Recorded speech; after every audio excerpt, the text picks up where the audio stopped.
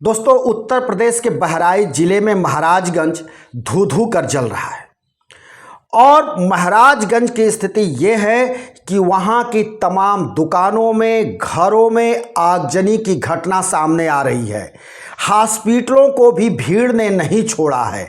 Hospital में भी आग लगा दिए गए हैं, तोड़ फोड़ किए गए हैं। और ये इसलिए हो रहा है कि दुर्गा विसर्जन के दौरान जो वहाँ हिंसा भड़की, उसमें एक युवक की, राम गोपाल मिश्रा की जान चली गई। ये कहा जा रहा है कि राम गोपाल मिश्रा को घर के अंदर खींच करके 5-6 गोलियां मारी गई और उसके शरीर में चाकू घोंप दिए गए, जिसके चलते राम गोपाल मिश्र की मौत हो गई। उसी के बाद से ये हिंसा भड़क गई और हिंसा इतनी विकराल रूप ले ली कि पुलिस प्रशासन की सारी व्यवस्था धरी की धरी रह गई। अब ये जान लेना जरूरी है कि ये सब हुआ कैसे और कब हुआ। 13 अक्टूबर को दुर्गा विसर्जन के दौरान ये घटना बहराइच जिले की है। 13 अक्टूबर को शाम के समय दुर्गा प्रतिमा को लेकर के महाराजगंज के लोग नाचते गाते डीजे पर थिरकते विसर्जन के लिए आगे बढ़ रहे थे। तभी हरदी थाना क्षेत्र के एक इलाके से गुजरे और जिस इलाके से ये इन लेकर के दुर्गा प्रतिमा गुजर रहे थे वो महसी का क्षेत्र बोला जाता है, जिसमें मुसलमान रहते हैं। और कहा जा रहा है कि मुसलमान घर के सामने तेज तेज ये युवक डीजे बजाने लगे, नाचने लगे। तभी वहां पर एक हनीफ नाम का लड़का आया और डीजे की जो माइक थी जिस पर एक युवक गा रहा था, उसके माइक का तार हटा दिया, यानी निकाल दिया। उसी के बाद ये हिंसा भड़क उठी और जब हिंसा भड़की तो दोनों तरफ से भीड़ बेकाबू हो गई, पथराव होने लगा, एक दूसरे को मार पिटाई करने पर आमादा हो गए। और जो दुर्गा विसर्जन का माहौल, खुशी का एक माहौल था, वो पूरी तरह से भगदड़ में तब्दील हो गया। और उसी दौरान ये भी कहा गया कि ये राम गोपाल मिश्र नाम का जो था वहाँ पर व्यक्ति, वो किसी मुसलमान के घर पर लगे हरे झंडे को खींच दिया और वो दीवार गिर गई और वहीं पर इस युवक ने भगवा झंडा गाड़ दिया।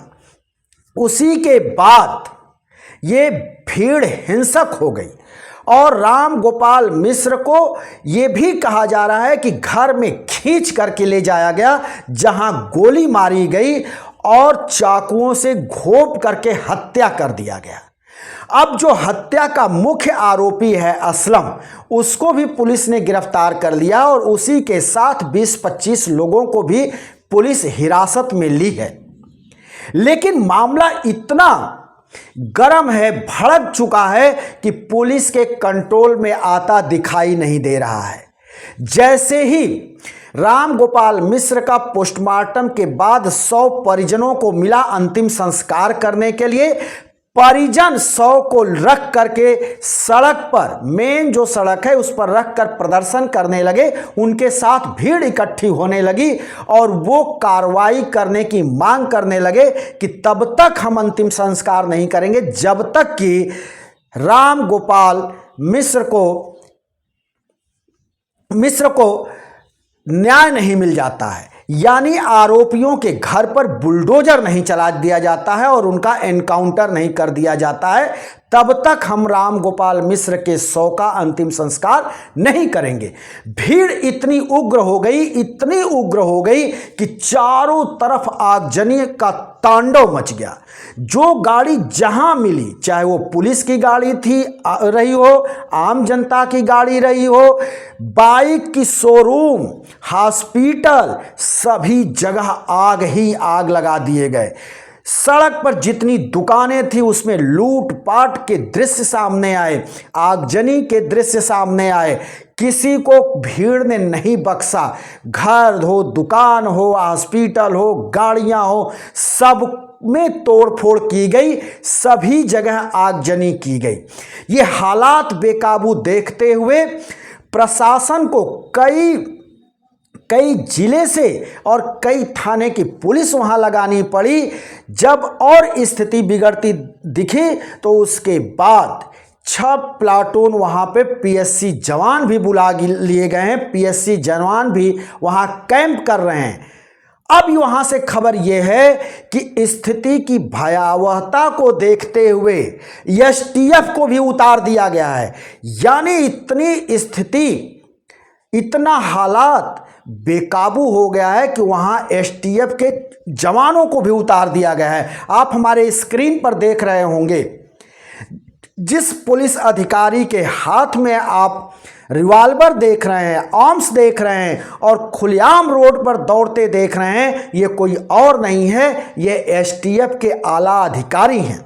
आप समझ सकते हैं कि हालात कितना बद से बदतर वहां होगा बहराइच के महाराजगंज में, जहां की एसटीएफ को उतारना पड़ गया और एसटीएफ का अधिकारी खुलेआम असलहे के साथ रोड पे लगातार कॉम्बिंग कर रहा है, दौड़ रहा है। तो हालात कितने बद से बदतर हैं। लेकिन अब इस पर सियासत भी हो रही है, खूब सियासत हो रही है। समाजवादी पार्टी, कांग्रेस पार्टी उत्तर प्रदेश के लॉ एंड ऑर्डर को कमजोर बता रही है और कह रही है कि इस पर न्याय हो और दोषियों को बख्शा न जाए।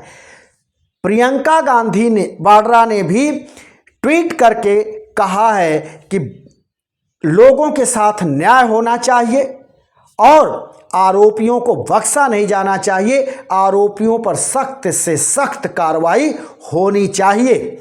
और यही बात समाजवादी पार्टी की तरफ से भी कहा जा रहा है। लेकिन भारतीय जनता पार्टी की तरफ से कहा जा रहा है कि ये सारी घटना के पीछे समाजवादी पार्टी है, क्योंकि समाजवादी पार्टी उत्तर प्रदेश में 37 सीट लोकसभा का क्या पा गई है, उसके मंसूबे, उसके हौसले बुलंद हो गए हैं और हर दंगा, हर फसाद, हर तरह की घटनाएं जो हो रही हैं प्रदेश में, उसके पीछे समाजवादी पार्टी का हाथ है। अब ये पूरी तरह से राजनीतिक रूप लेता जा रहा है, लेकिन जो हकीकत है वो यही है कि इस तरह की घटनाएं घटती क्यों हैं। दुर्गा विसर्जन हो, दुर्गा पूजा हो, सरस्वती विसर्जन हो, सरस्वती पूजा हो, सावन का कांवड़ यात्रा हो, इस सब के दौरान इस तरह के पथराव, इस तरह के घटनाएं, हिंसक घटनाएं क्यों घटती हैं। या फिर मुसलमानों का, चाहे वो बाराफात हो, चाहे ताजिया निकलती हो, चाहे मुहर्रम हो, कोई भी त्यौहार हो, किसी भी धर्म का हो, ऐसा क्यों होता है। और जब इस तरह की घटनाएं हिंसक रूप लेती हैं तो उसमें निरीह जनता मारी जाती है, किसी न किसी की जान भी चली जाती है। जिस तरह से कि बहराइच के महाराजगंज में भी राम गोपाल मिश्र की जान चली गई। तो फिर ऐसा हम पूजा क्यों करते हैं, इस तरह के हम कोई भी धार्मिक आयोजन क्यों करते हैं जिसमें हिंसा की गुंजाइश हो, हिंसा भड़के और जान चली जाए। एक बात हम जरूर कहेंगे यहां कि भीड़ को, जनता को कभी भी राजनीतिक दलों का टूल किट नहीं बनना चाहिए। और ये तभी होता है जब हम और आप टूल किट बनते हैं। टूल किट बनने का अभिप्राय यह है कि ये जो घटना घटी है यहाँ पर, क्या इस दुर्गा विसर्जन में किसी एमपी का, एमएलए का, मंत्री का बेटा था? नहीं था। और हम और आप आपस में लड़ करके अपने बीच के एक युवा को खो दिए। तो हमको राजनीतिक किट बनने से बचना चाहिए।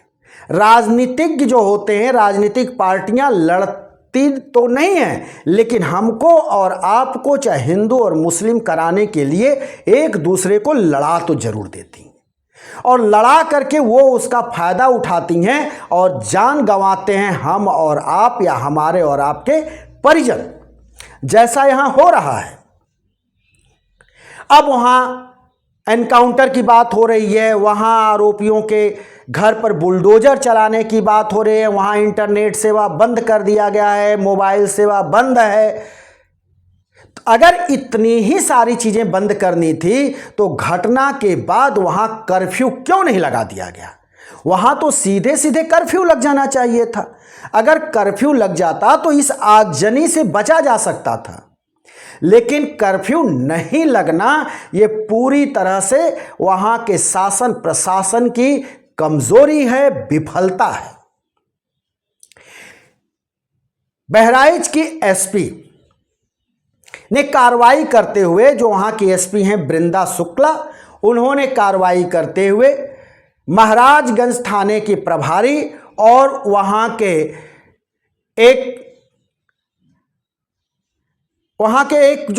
एक सब इंस्पेक्टर को उन्होंने हटा दिया है, उनको लाइन हाजिर कर दिया है।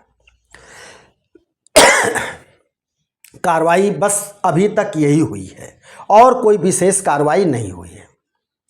लेकिन इस वक्त वहां पर police, Uttar Pradesh police, PSC, STF सभी रोड पे उतरे हुए हैं वहां के हालात को ठीक करने के लिए, सुचारू करने के लिए, पटरी पर लाने के लिए, लोगों के बीच दहशत कम करने के लिए।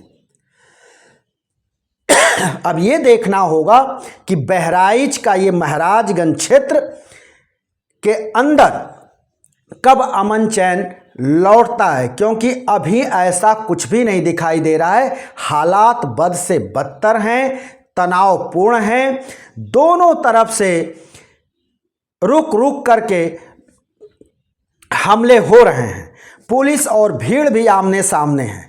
हम फिर किसी दूसरे वीडियो को लेकर हाजिर होंगे, तब तक के लिए शिवमूर्ति दुबे को दीजिए इजाजत।